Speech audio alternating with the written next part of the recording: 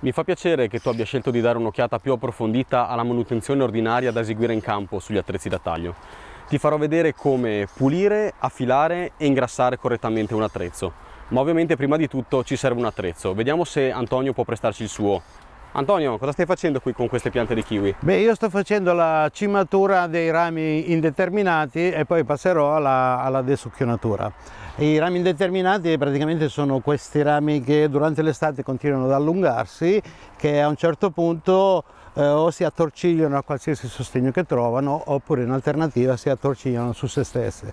Quindi è il caso durante l'estate di cimarli a 7-8 foglie dall'ultimo frutto, per cui io procederò vicino a una foglia abbastanza matura con questo taglio per arrestare l'allungamento e quindi evitare questi attorcigliamenti che si formano sui rami o su tutti i sostegni che trovano. Molto interessante. E poi farò anche la desucchionatura, che sono l'eliminazione di questi rami molto vigorosi, molto pelosi, che generalmente nascono alla base delle parti grosse. Devo chiederti un favore, mi presteresti il tuo tronco a rami così gli diamo una pulita, visto che è da parecchio che stai lavorando?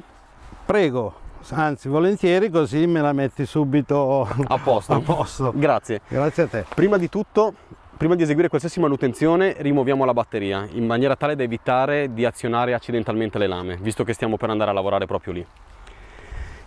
Allora, prima di tutto, per poter lavorare in condizioni ottimali, la lama deve essere pulita, quindi posso utilizzare un pulitore come il nostro Blade Up per rimuovere tutti i residui organici presenti sulla lama. Una volta fatto questo, mi basterà pulire e risciacquare bene le lame con un panno o con un pezzo di carta e potrò andare ad eseguire la filatura. La filatura la posso fare anche con la pietra di affilatura che si trova all'interno di tutti i nostri prodotti da taglio o con il nostro affilatore che puoi comprare a parte.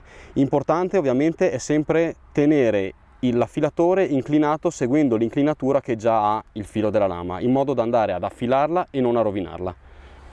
Una cosa che invece posso fare quando ho finito di potare per preservare le mie lame, quindi dopo aver pulito e affilato la lama, posso passarci dell'olio protettivo. Questo fa sì che la lama non entri in contatto con l'ossigeno presente nell'aria e che quindi non vada ad ossidarsi e a formare ruggine. Bastano un paio di spruzzate sulle lame e una lieve tamponatura con della carta assorbente per mantenerle in buono stato. Ultimo, ma non per importanza, è l'ingrassaggio.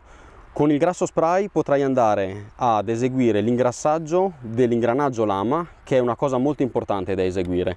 Mi raccomando però, stai molto attento. Una lama troppo ingrassata può dare dei problemi, e questo perché? Perché se gli ingranaggi sono eccessivamente ingrassati si mantiene troppo calore all'interno del movimento e questo può andare a intaccare il materiale. Quindi non esagerare col grasso, ma non lasciare neanche gli ingranaggi troppo secchi. Direi che per la manutenzione è tutto, quindi a questo punto la scelta è tua. Vuoi dare un'occhiata a questo troncarami un po' più dall'interno e scoprire i suoi ricambi e come effettuare la manutenzione dei pezzi interni, o preferisci cambiare prodotto?